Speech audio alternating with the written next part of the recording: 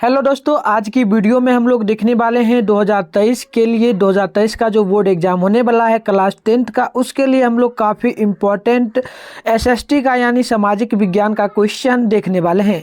आपको बता दें ये सब क्वेश्चन जो अभी मैं आपको करवाऊंगा लगभग मैं 80 क्वेश्चन आपको करवाऊंगा, यानी कि 80 क्वेश्चन में इस वीडियो में करवाने वाला हूं और 100% गारंटी के साथ बोलता हूं। अगर आप लोग फरवरी माह में, ठीक है ना, आप लोग 2023 में किस मंथ में एग्जाम है तो आपको पता है कि दूसरे मंथ में है यानी फरवरी में है, तो निश्चित रूप से मैं आपको बोलता हूं इससे अधिकतर क्वेश्चन आपके पेपर में बनेगा। तो आप लोग पूरा वीडियो को देखें और आप लोगों से एक ही गुजारिश है कि आप लोग इस क्वेश्चन को जितना हो सके याद कर लें, या फिर आप लोगों के पास नोटबुक है तो उसमें भी आप लोग नोट कर सकते हैं। तो आइए पहले क्वेश्चन को देखते हैं। प्रथम विश्व युद्ध कब आरंभ हुआ था? प्रथम विश्व युद्ध जो है ना कब हुआ था? तो दिया गया ऑप्शन ए में 1941 में, बी में है 1952 में, सी में दिया गया है 1950 में एंड डी में है 1914 में। अगर आपको आंसर पता है तो कमेंट बॉक्स में बताएं, या फिर आपको नहीं है तो मैं आपको बता दूं। इसका राइट आंसर होगा 1914 ईस्वी में। ठीक है, तो राइट आंसर डी होगा। अगर आपको नहीं पता है तो नोट करें, या यदि आपको पता है तो आप लोग रिवीजन करते चलें, क्योंकि रिवीजन का टाइम यही सबसे मेन होता है। एंड नेक्स्ट क्वेश्चन है प्रथम विश्व युद्ध, ठीक है ना, प्रथम विश्व युद्ध में किसकी हार हुई थी? प्रथम विश्व युद्ध कब हुआ था? तो वो आप लोगों ने देख लिया। एंड प्रथम विश्व युद्ध में किसकी हार हुई थी? तो आप लोग नोट करेंगे, अमेरिका का हुआ था, जर्मनी का, रूस का, या फिर इंग्लैंड का। तो आपको राइट आंसर हम बताएं तो ये होगा ऑप्शन नंबर बी, आपका बिल्कुल सही होगा, जर्मनी की हार हो गई थी। तो ऑप्शन नंबर बी बिल्कुल राइट होगा। एंड नेक्स्ट क्वेश्चन को हम लोग देखते हैं। जो नेक्स्ट क्वेश्चन है वो है 3 नंबर।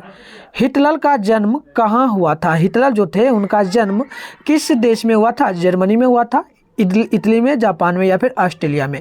तो आपको आंसर राइट बताएं तो ये बिल्कुल सही होगा, जर्मनी में हिटलर का जो है ना जन्म हुआ था। तो ऑप्शन नंबर आप लोग ए याद रखेंगे। एंड नेक्स्ट क्वेश्चन आप लोग देखेंगे तो ये क्वेश्चन आने वाला है 4 नंबर और क्वेश्चन आप लोग देखें एंड आंसर आप लोगों को यदि पता है तो जरूर बताएं।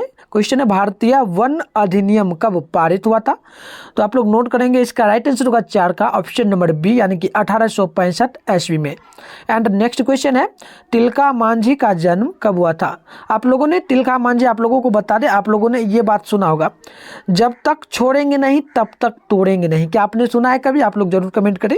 आपने एक बात, काफ़ी आप लोग मोटिवेशनल वीडियो जब भी देखते हैं तो उसमें आप लोग देखे होंगे कि एक जो है ना मोटिवेशनल स्पीच है, यानी कि डायलॉग है कि जब तक छोड़ेंगे नहीं तब, जब तक तोड़ेंगे नहीं तब तक छोड़ेंगे नहीं।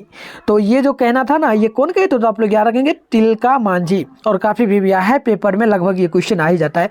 तो इनका जन्म जो है ना किस ईस्वी में हुआ था, यानी कब हुआ था? तो आपको राइट आंसर जो हम बताएं 5 का, वो बिल्कुल सही होगा, ए ऑप्शन, यानी कि 1750 ईस्वी में। ठीक है, काफ़ी इंपॉर्टेंट क्वेश्चन है, आप लोग देखते चलेंगे एक एक क्वेश्चन को।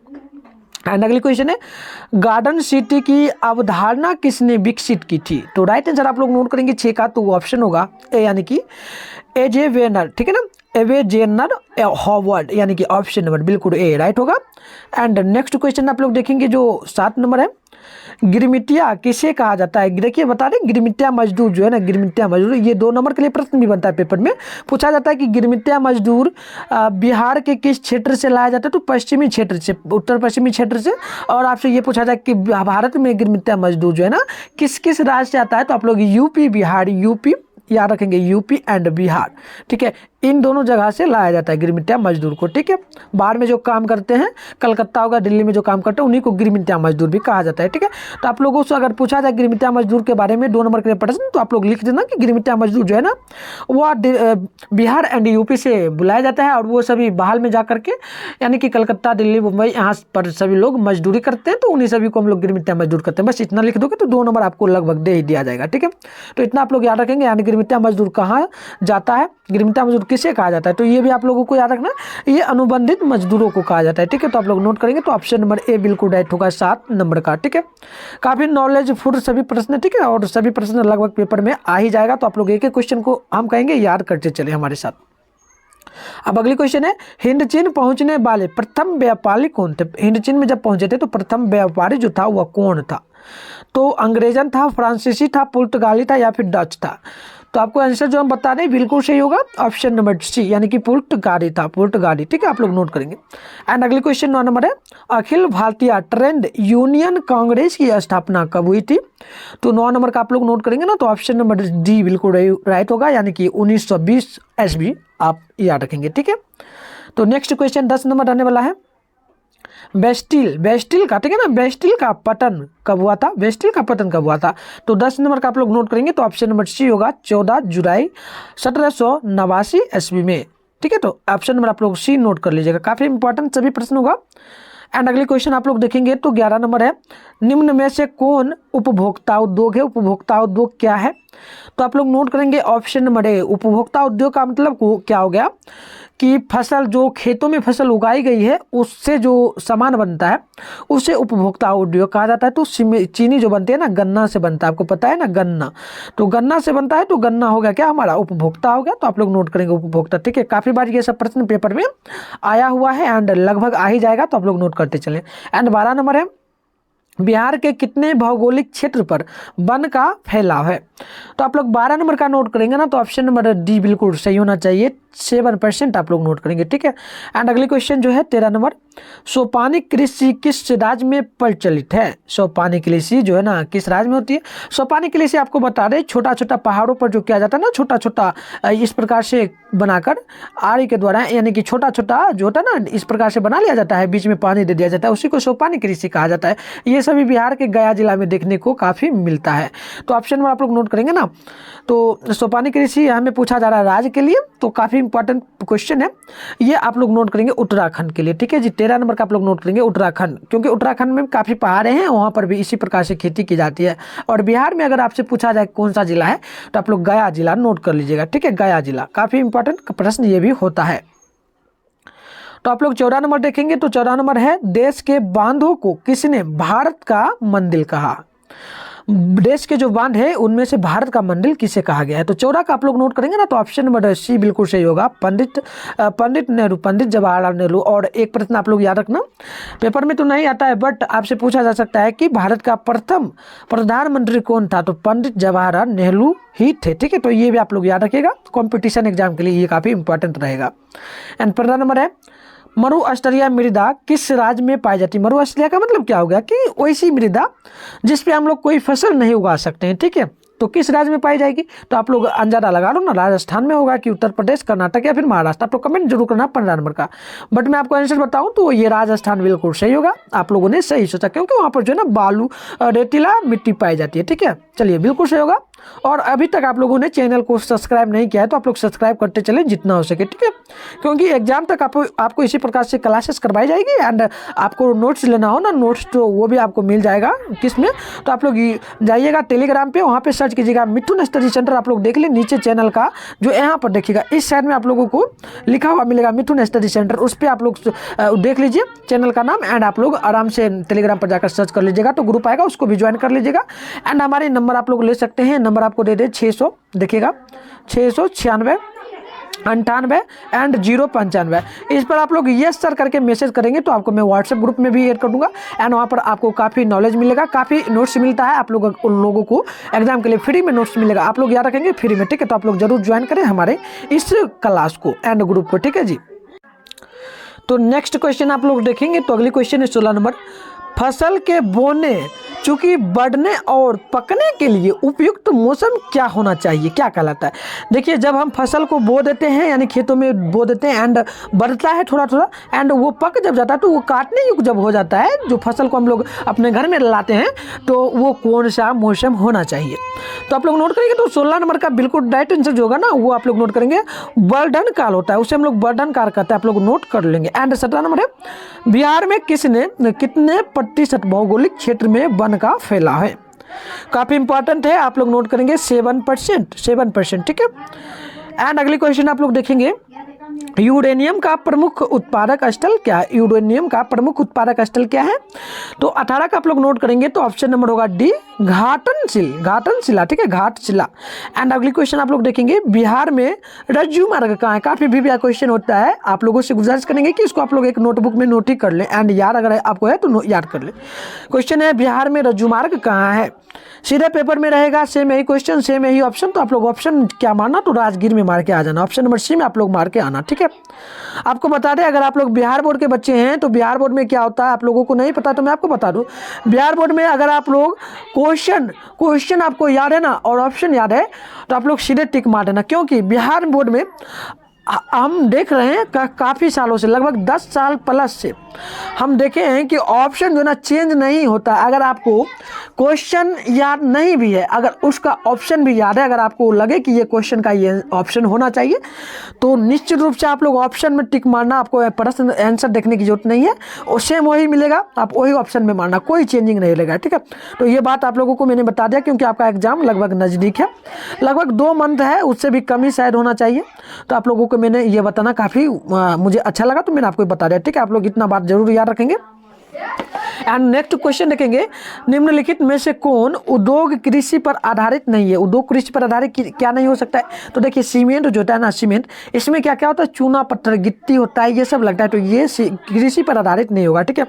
ऑप्शन नंबर आप लोग बी बिल्कुल याद रखेंगे। एंड अगली क्वेश्चन देखिए, किस नंबर, निम्न में से किसे विशेष राज्य का दर्जा प्राप्त है? विशेष राज्य का दर्जा किसे प्राप्त है? तो बिल्कुल राइट आंसर होना चाहिए, ये जम्मू कश्मीर को विशेष राज्य की दर्जा प्राप्त है, क्योंकि जम्मू कश्मीर में जब ये पिछले बार हम लोग देखें तो पीएम मोदी यानी कि प्रधानमंत्री जो बने थे पीएम मोदी, तो उन्होंने 144 की धारा जो थी उन्होंने ही हटाया था, ठीक है। तो आप लोग याद रखेंगे, ऑप्शन नंबर सी बिल्कुल राइट होगा। एंड अगली क्वेश्चन आप लोग देखेंगे तो ये क्वेश्चन 22 नंबर आने वाला है, पेपर में रहेगा। बिहार में पंचायती राज संस्थाओं में महिलाओं के लिए कितनी सीटें जो है ना आरक्षित की गई है? तो आप लोग एक बात तैयार करके रखना, काफ़ी भिविया क्वेश्चन होता है, लगभग 50% पुरुषों का भी 50% और महिलाओं का भी, आप लोग याद रखना, कोई क्वेश्चन में डिफरेंट नहीं होगा। जब भी आपसे पूछे कि महिलाओं को पंचायत राज स्थल में कितने सीटों की आरक्षित परसेंट में दी गई है आरक्षण, तो आप लोग याद रखना कि 100% तो होता है, ये 100% में आधा हो जाएगा महिला का एंड आधा हो जाएगा पुरुष का, बस आप लोग 50% देखना, उसमें टिक मार देना, ठीक है। सीधे ये क्वेश्चन रहेगा पेपर में। एंड अगली क्वेश्चन रहेगा, बिहार में संपूर्ण क्रांति का नेतृत्व निम्नलिखित में से किसने किया था? तो आपको पता है जयप्रकाश नारायण जी ने, काफ़ी भी है, आपको ये शायद याद ही हो गया होगा क्योंकि आप लोग काफ़ी बार पढ़े हैं। एंड अगली क्वेश्चन आप लोग देखेंगे, ये क्वेश्चन आने वाला है 24 नंबर, भारत में किस तरह के लोकतंत्र की व्यवस्था की गई है? तो आपको पता है यहाँ पर जो है ना प्रत्यक्ष क्या होगा जी, आप लोग कमेंट करेंगे, प्रत्यक्ष है 24 का। चलिए, इनमें से कोई नहीं, ना ही प्रत्यक्ष, ना ही अप्रत्यक्ष, ना ही प्रत्यक्ष और प्रत्यक्ष। यहाँ पर क्या है, भारत में किस प्रकार की जो है ना लोकतंत्र, तो यहाँ पर लोकतांत्रिक व्यवस्था है, ठीक है। तो इनमें से आप लोग कोई नहीं टिक मारना, एकदम डी मार देना, ठीक है, कोई चेंज नहीं रहेगा, यही क्वेश्चन आपके पेपर में लगभग आ जाएगा। एंड अगली क्वेश्चन है, गठबंधन सरकार की पकड़ प्रशासन पर होती है, कितना होती है? तो नोट करेंगे तो ये लगभग जो है ना ढीली होती है, गठबंधन की सरकार जो है ना ये प्रशासन पर कोई कार्रवाई नहीं कर पाती है, एकदम ढीली होती है, ठीक है। तो ऑप्शन नंबर आप लोग बी नोट करेंगे, ठीक है। आइए अगली क्वेश्चन को हम लोग देख लेते हैं।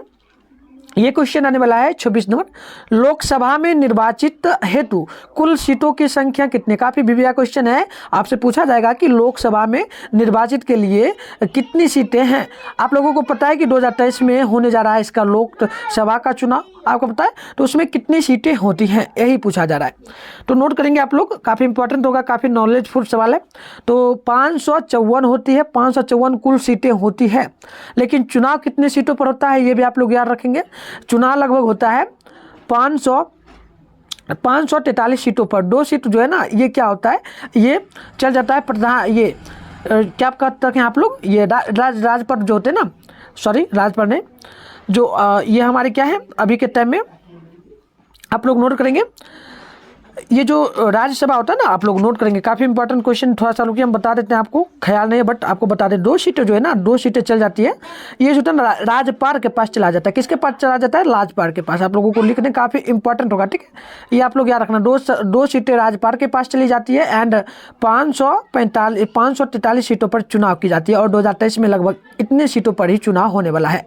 तो देखिए ये आपको टिक नहीं मारना है, यहाँ पर दिया भी गया ना, नहीं मारना है आपको टिक, ठीक है। आपसे पूछा क्या, कुल सीटें पूछी जा रही है, तो कुल सीटें पूछी जाए तो आपको इसमें टिक मारना है, और कुल सीटें नहीं पूछी जाए और पूछी जाए कि कितनी सीटों पर चुनाव होती हैं, तब आपको 543 में टिक मारना है, ठीक है। चलिए अगले क्वेश्चन को देख लेते हैं। 27 है, संघ सरकार का उदाहरण क्या है? संघ सरकार का, तो आप लोग नोट करेंगे, तो अमेरिका संघ सरकार का उदाहरण है। एंड आपसे पूछा जाए समाजवादी सरकार का क्या उदाहरण है, तो आप लोग चाइना में टिक मारेंगे, ठीक है। चलिए अगले क्वेश्चन को देखें। एंड आपसे पूछा जाए कि मिश्रित अर्थव्यवस्था किस देश में है, तो भारत में भी है और नेपाल में भी है, तो आप लोग इसमें भी नेपाल में टिक मार सकते हैं, ठीक है। चलिए एक एक क्वेश्चन का हम लोग डाउट क्लियर करते चलेंगे। एंड अगले क्वेश्चन है, यूनाइटेड जनता पार्टी का गठन कब हुआ था, तो 28 का आप लोग नोट करेंगे ना, तो ऑप्शन नंबर बिल्कुल सही होना चाहिए 1999 में, ठीक है।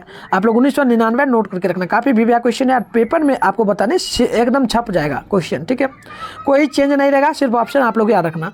अब देखिए 29 है, भारत में औरतों के लिए आरक्षण की व्यवस्था किस संस्था में है, तो आप लोग याद रखेंगे पंचायती राज संस्था में है, तो ऑप्शन नंबर सी बिल्कुल सही होगा। पंचायती राज संस्था में क्या क्या आती है, तो वार्ड आता है, आप लोगों को पता है वार्ड मुखिया जो होता है ना, एंड पंच सरपंच ये सब आता है, तो आप लोग नोट करेंगे ऑप्शन नंबर सी बिल्कुल सही होगा 29 नंबर का। तो अगली क्वेश्चन आप लोग देखेंगे, तो अगली क्वेश्चन है, वैश्वीकरण के मुख्य अंग कितने हैं? मुख्य अंग, तो आप लोग याद करके हमेशा रखना, काफ़ी बार पेपर में आया हुआ है और लगभग आ जाएगा, 5 अंग होते हैं, ठीक है, 5। आप लोग ऑप्शन नंबर डी एकदम याद कर लेना। अगली क्वेश्चन रहेगा 31 नंबर, उपभोक्ता अधिकार दिवस, उपभोक्ता अधिकार दिवस कब मनाया जाता है, तो 31 नंबर का आप लोग नोट करेंगे ना, तो ऑप्शन नंबर बी याद रखना, 15 मार्च को जो ना उपभोक्ता दिवस मनाया जाता है। एंड महिला दिवस कब मनाया जाता है, ये भी आप लोग याद रखना, सीधे पेपर में ये भी आता है क्वेश्चन। महिला दिवस कब मनाया जाता है, कमेंट करेंगे तो आपको बता दें, 8 मार्च को मनाया जाता है। कब मनाया जाता है? 8 मार्च को, आप लोग याद रखना।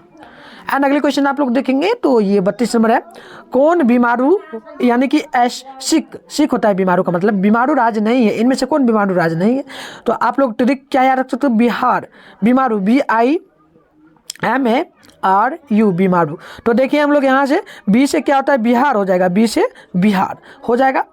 आई देखिए, आई से तो कुछ नहीं होने वाला है, आई छोड़िए। एम से देखिए, तो एम से मध्य प्रदेश हो जाएगा, यानी कि मध्य प्रदेश भी बीमारू राज्य है।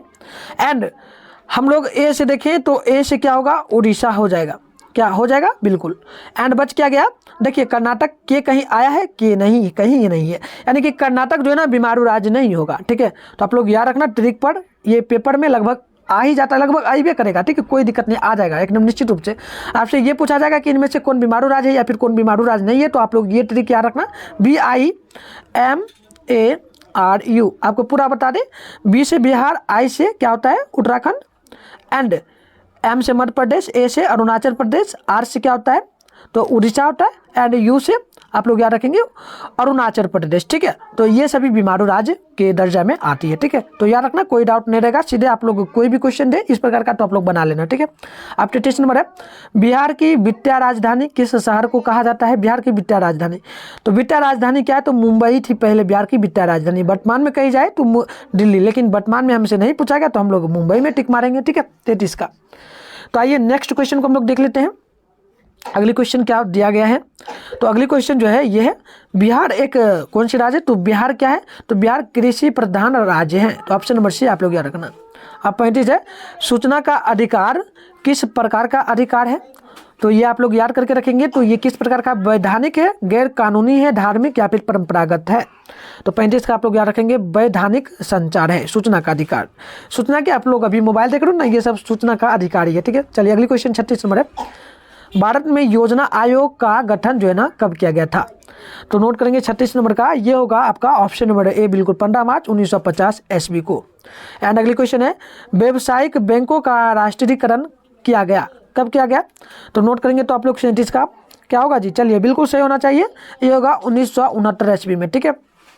चलिए, और आप लोग डाउट ना रखें, आप लोग हमारे चैनल पे जुड़े नहीं हैं तो आप लोग जुड़ जाएं, सब्सक्राइब करके रखें, जुड़ जाए, हमारा हिस्सा बन जाए। एंड जो लोग जुड़े उनको पता ही है, उनको बताने की कोई ज़रूरत नहीं है, क्योंकि हमारे चैनल पे आपको ऑलरेडी पता है कि फ्री में जितना भी नोट्स होता है आपको दिया जा रहा है, जिसको पढ़ करके आप लोग लगभग आराम से, मैं कहूँ तो 450 तक नंबर लाएगा। बस हमारे साथ जुड़े, जितना हो सके शेयर करें चैनल को, वीडियो को शेयर करें अपने दोस्तों में, उनको भी कहीं सब्सक्राइब करें और आप भी सब्सक्राइब करें, क्योंकि आप जब तक सब्सक्राइब नहीं करेंगे तो आपका फ्रेंड नहीं करेगा। तो आप पहले सब्सक्राइब करें, फिर उनको कहें कि आप भी सब्सक्राइब करो और क्लासेस करो, ठीक है।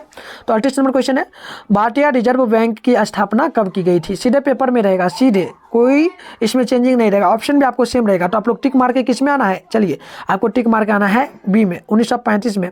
एंड ये भी रहेगा क्वेश्चन सीधे पेपर में, सुनामी मीटर, ठीक है, सुनामी मीटर द्वारा समुद्र तल में क्या नापा जाता है? सीधे पेपर में रहेगा, इसको भी आप लोग टिक मार के आना, सीधे 39 नंबर का। ऑप्शन नंबर डी में सुनामी होता है जी, समुद्र में जो आता है सुनामी, उसे हम लोग किसके द्वारा नापते हैं? तो मतलब सुनामी मीटर से हम लोग समुद्र में क्या नापते हैं? तो सुनामी को नापते हैं, ठीक है, ये आप लोग याद रखना। एंड 40 नंबर रहेगा, निम्नलिखित में से कौन प्राकृतिक आपदा है? प्राकृतिक आपदा क्या है? तो चलिए बताए रहे, बम जो है ना ये मानव जनित आपदा है। एंड देखिए यहाँ पर आग लगना, ये भी मानव जनित आपदा है। एंड यहाँ पर रासायनिक दुर्घटनाएं भी मानव जनित आपदा है, जो कि सड़क दुर्घटनाएं होती है। भूकंप जो है ना ये प्राकृतिक आपदा होगा। तो ऑप्शन और आप लोग सी नोट करेंगे। एंड अगली क्वेश्चन आप लोग देखेंगे, तो अगली क्वेश्चन है, गुटेनबर्ग का जन्म कहाँ हुआ था, कब हुआ था? गुटेनबर्ग का जन्म कब हुआ था, यानी किस देश में होता? काफी बीबीआई सीधे पेपर में छपेगा। तो 41 का आप लोग टिक मार के आना, ऑप्शन नंबर बी में, जर्मनी में, ठीक है। एंड अगली क्वेश्चन आप लोग देखेंगे, ये रहेगा 42 नंबर, सांप्रदायिक राजनीतिक आधारित होती है किस पर? तो आप लोग नोट करेंगे, ये जो होता है ना ये होता है धर्म पर, क्योंकि अभी के टाइम में चुनाव का प्रचार काफ़ी चल रहा है। गुजरात में आप लोग देख रहे होंगे, गुजरात में काफ़ी चुनाव का प्रचार चल रहा है, गुजरात। एंड आप लोग कह सकते हैं यहाँ पर पंजाब में भी हो रहा है, एंड बिहार में भी शुरू हो जाएगा, यूपी में भी, हर जगह शुरू होने वाला है। तो ये सब जो है ना धर्म पर होता है, धर्म के आधार पे। एंड अगली क्वेश्चन है, निम्नलिखित में उद्योगों में से कौन सी कृषि पर आधारित नहीं है?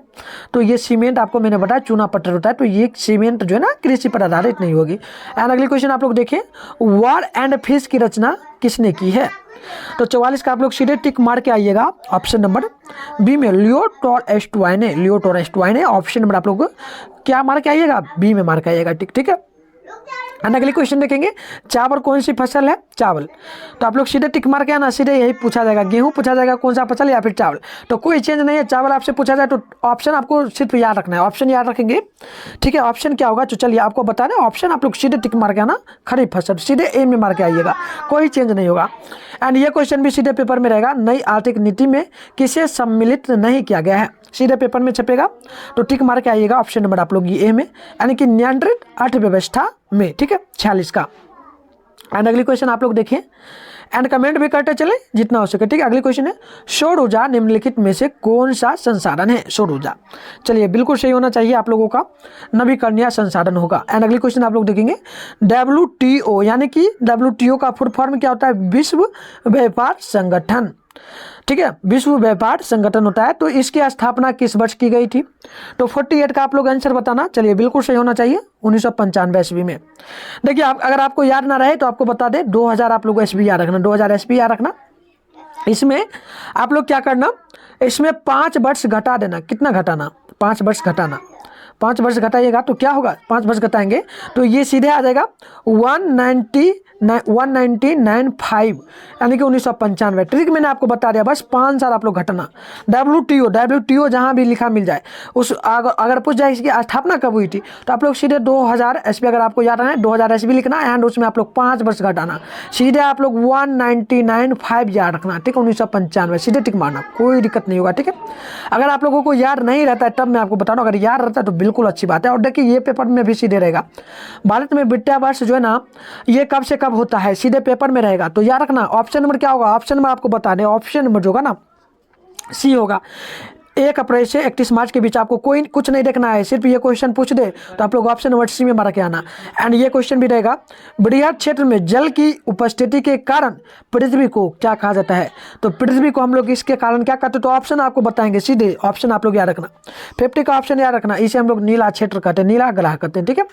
तो आप लोग याद रखना, ऑप्शन नंबर बी में सिर्फ टिक मार के आना, ठीक है। आप देखिए 51 नंबर है, सूचना का अधिकार अधिनियम कानून जो है ना कब लागू हुआ था? तो 51 का आप लोग सीधे टिक मार के आना, 2004 ईस्वी में, सीधे ऑप्शन नंबर ए में मार के आना, ठीक है।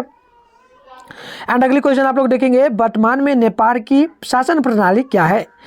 तो आपको मैंने अभी कुछ देर पहले बताया था, वर्तमान में अभी के टाइम में नेपाल की जो भारत की शासन प्रणाली है वही नेपाल की भी है। तो आप लोग ऑप्शन नंबर ए याद रखना, लोकतंत्र, लोकतंत्र, ठीक है। भारत का भी पूछा जाए तो लोकतंत्र ही मानना है। एंड अगली क्वेश्चन है, राजनीतिक दलों की मान्यता और उसका चुनाव चिन्ह किसके द्वारा प्रदान किया जाता है? तो निर्वाचन आयोग के द्वारा। ऑप्शन और आप लोग सी याद रखना, क्योंकि अभी चुनाव का टाइम है तो आपको याद रहना चाहिए, ठीक है। याद रखना है आप लोगों को, निर्वाचन आयोग जो है ना, चुनाव का चिन्ह एंड मान्यता प्राप्त जो होता है वो निर्वाचन आयोग देता है। अगली क्वेश्चन आप लोग देखेंगे, भारतीय संविधान अनुच्छेद जो है ना 19, अनुच्छेद 19 में देश के सभी नागरिकों को कौन सा मूल अधिकार दिया गया है? अनुच्छेद 19 में कौन सा मूल अधिकार दिया गया है भारतवासियों को? तो आप लोग 54 का आप लोग जब देखेंगे तो ये ऑप्शन वाला आप लोग देखिए बिल्कुल सही होगा, ऑप्शन नंबर बी, समानता और समानता का अधिकार, यानी कि समाज में जितने भी वर्ग हैं, जो भी व्यक्ति हैं, उन सभी को समानता का अधिकार दिया गया है, किसी के साथ ऊंच नीच का अधिकार नहीं दिया गया है, ठीक है। तो ऑप्शन नंबर आप लोग बी नोट करके रखिएगा हमेशा। अब देखिए सीधे पेपर में रहेगा ये भी 55 नंबर भी, टीपू सुल्तान याद रखेंगे, टीपू सुल्तान शासक कहाँ के थे?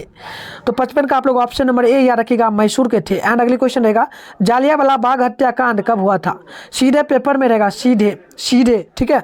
सिर्फ याद रखना आप लोग 13 अप्रैल 1919, 13 अप्रैल 1919। ऑप्शन नंबर आप लोग सिर्फ ए याद करके रखना 56 का, ठीक है। ऑप्शन नंबर ए सीधे टिक मार के आना, सीधे पेपर में छपेगा। एंड ये क्वेश्चन भी रहेगा, देखिए ये दोनों क्वेश्चन 57 एंड यहाँ पे देखिए 57 एंड 58 दोनों क्वेश्चन रहेगा सीधे पेपर में।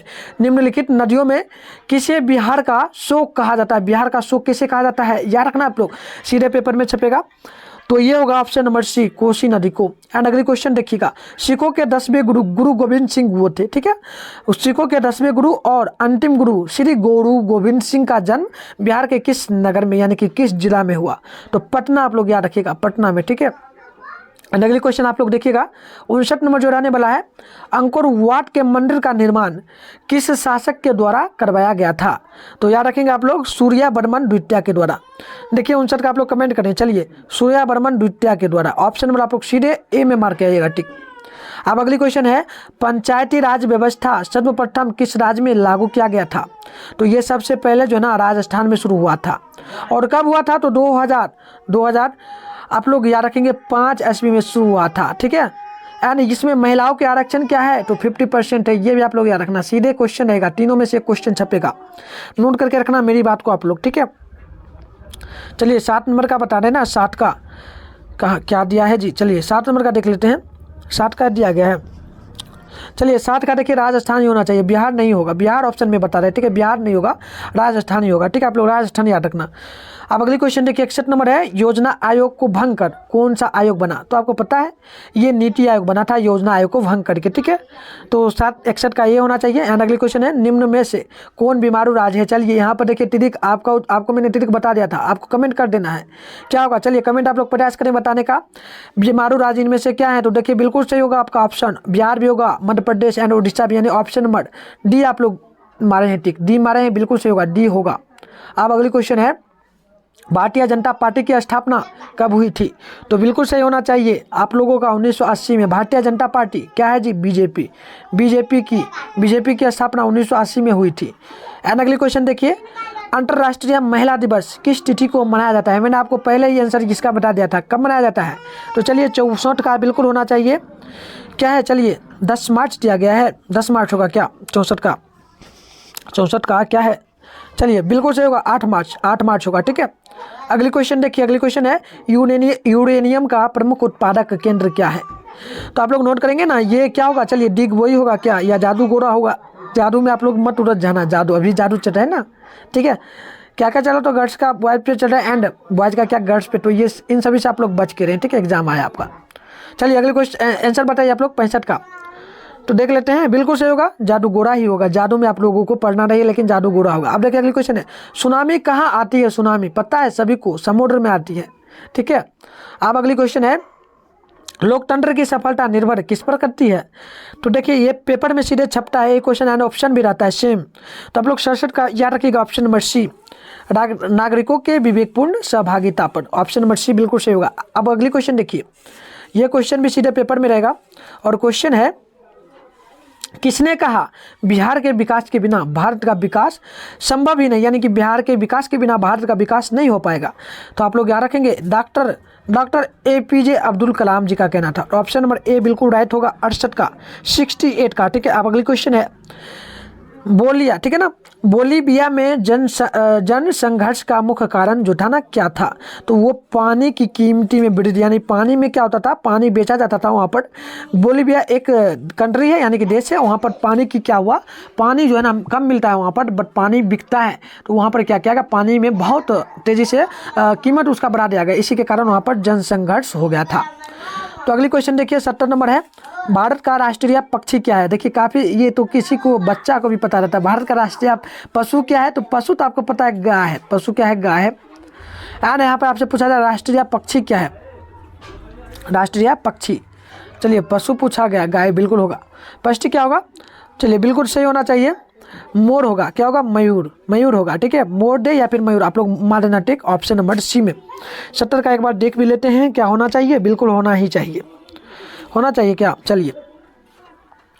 एंड आइए अगली क्वेश्चन देखिए, पशु पूछा जाए तो पशु गाय ही होगा। एंड अगली क्वेश्चन देखिए, अगली क्वेश्चन है संजय गांधी जैविक उद्यान किस नगर में स्थित है, संजय गांधी।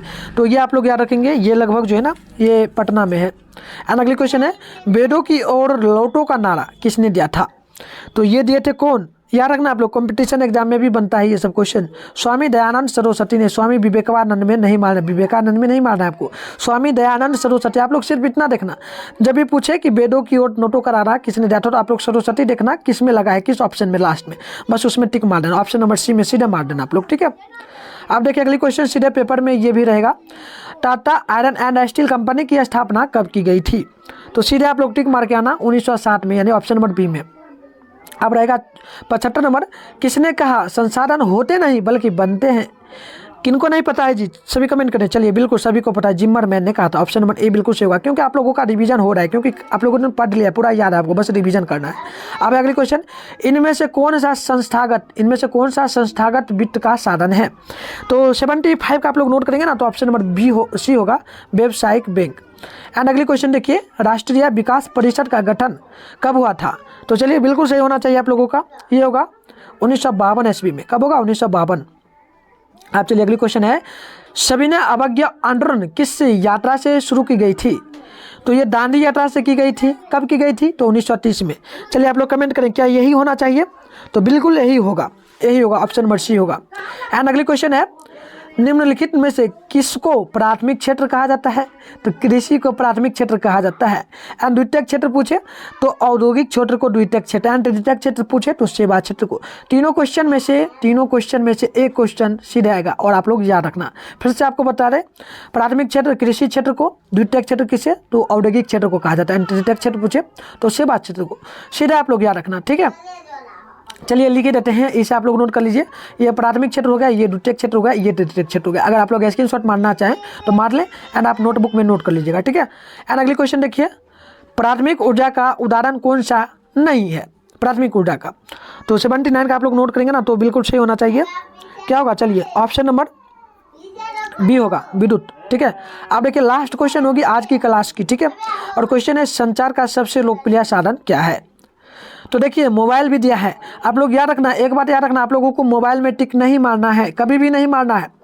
क्यों, क्योंकि क्वेश्चन क्या पूछा है, देखिए संचार का सबसे लोकप्रिय साधन क्या है, लोकप्रिय साधन, यहाँ पर कहीं वर्तमान लगा है, वर्तमान नहीं लगा है, सीधे आप लोग टिक मारना ऑप्शन नंबर ए में, सार्वजनिक टेलीफोन में। ठीक है, सार्वजनिक टेलीफोन में, क्योंकि अगर आप लोग गाइड पढ़ोगे ना, गाइड देखोगे एंड एनसीईआरटी बुक में देखोगे, गाइड में आपको ऑप्शन नंबर क्या मारेगा, ऑप्शन नंबर आप लोगों को मारने के लिए देगा, या तो आपको देगा मोबाइल में, लेकिन मोबाइल में नहीं मारना है, कभी भी भूल कर भी आप लोग नहीं मारना है, क्योंकि आपका 1 नंबर चला जाएगा। तो आप लोगों को 1 नंबर बचाना है ना, तो आपको बता दूँ, अगर यही क्वेश्चन पूछे ऐसे वर्तमान में यहाँ तक पूछे, वर्तमान में आप लोगों को बता रहे संचार का यहाँ पे क्या लग जाए, तो यहाँ पे लग जाएगा वर्तमान। जब भी वर्तमान लग जाए और वर्तमान के बाद पूछा जाए वर्तमान में संचार का सबसे लोकप्रिय साधन क्या है, तो ठीक आप लोग मोबाइल में मारना। लेकिन ऐसे क्वेश्चन नहीं पूछा गया है डायरेक्ट संचार का सबसे लोकप्रिय साधन क्या है, तो आप लोग सार्वजनिक टेलीफोन में मारना। क्योंकि काफ़ी बच्चे घबरा जाते हैं इस क्वेश्चन को देख करके, तो मैंने आपका डाउट क्लियर कर दिया, डाउट क्लियर हो गया। तो आइए आपको बता दें, क्लासेस तो आपकी हो गई एंड आप लोगों को प्रश्न का उत्तर यहाँ पर देखिए पूरा यहाँ पर हम टाइप करके रखे हुए हैं। ऑप्शन नंबर 1 का मैंने आपको पढ़ा भी दिया, एंडो का सी है, बी है, तो ये आपको पूरा देखने को मिल रहा है यहाँ पर। और कैसे प्राप्त करना है आपको, ठीक है, कैसे प्राप्त करना है, तो बहुत से बच्चे तो शायद ज्वाइन किए हैं, ठीक है, बहुत सारे ऐसे बच्चे हैं जो ज्वाइन कर चुके हैं पहले से हमारे क्लास को, ठीक है, हमारे मतलब कि ये जो है ना ग्रुप को ज्वाइन कर चुके हैं। अगर आप लोगों ने नहीं ज्वाइन किए हैं तो सबसे पहली काम आप लोग करना, ऑनलाइन टेस्ट देने के लिए आप लोग जाना टेलीग्राम पे, वहाँ पे आप लोग सर्च करना मिठुन स्टडी सेंटर, में आपको यहाँ पर भी लिख दे रहा हूँ, ठीक है, मिठुन स्टडी, जैसा कि चैनल का भी नाम है आप लोग देख लीजिएगा, मिठुन स्टडी एंड सेंटर, ठीक है, तो उसको आप लोग सब्सक्राइब करके जरूर रखें। मिठुन स्टडी सेंटर जैसे ही सर्च कीजिएगा ग्रुप आ जाएगा और उसको आप लोग सब्सक्राइब कर लीजिएगा, ज्वाइन कर लीजिएगा, ठीक है। एंड आप लोग हमारे व्हाट्सएप ग्रुप में ज्वाइन करने के लिए आप लोग मैसेज करेंगे 6009698095, इस पर आप लोग कांटेक्ट करेंगे एंड यस सर करके, बस आपका पहला काम है इस पर व्हाट्सएप मिठुन सर के नाम से आप लोग सेव कर लीजिएगा, मिठुन सर के नाम से या फिर मिठुन स्टडी सेंटर, कुछ भी कर सकते हो, एंड यस सर करके आपको मैसेज कर देना है, क्या करके, यस सर करके, बस मैं आपको ग्रुप में ज्वाइन करूँगा एंड वहाँ पर आपको फ्री में नोट्स दिया जाएगा, बहुत सारा नोट्स मिलेगा जिसको पढ़ करके आप लोग लगभग 450 नंबर एकदम लाओगे, और लगभग 2 मंथ में, ठीक है, 2 मंथ में बस जो मैं आपको नोट्स दूंगा उसको आप लोगों को पढ़ना है, ठीक है। तो चलिए आप लोग जितना ज़्यादा हो सके चैनल को सब्सक्राइब कर ले एंड अपने फ्रेंड में एक बार शेयर जरूर कर देंगे, जितना हो सके आप लोग शेयर कर दीजिएगा, क्योंकि आप लोग शेयर नहीं करते हैं, शेयर करना आपका काम कर्तव्य है, ठीक है, तो शेयर कर दीजिएगा और अपने दोस्तों को भी बताएगा इस चैनल के बारे में, जो कि चैनल का नाम क्या है, तो मिठुन स्टडी सेंटर। तो चलिए मिलते हैं नेक्स्ट क्लास में, तब तक के लिए आप तमाम दोस्तों से लेते हैं अलविदा, मिलते हैं नेक्स्ट क्लास में।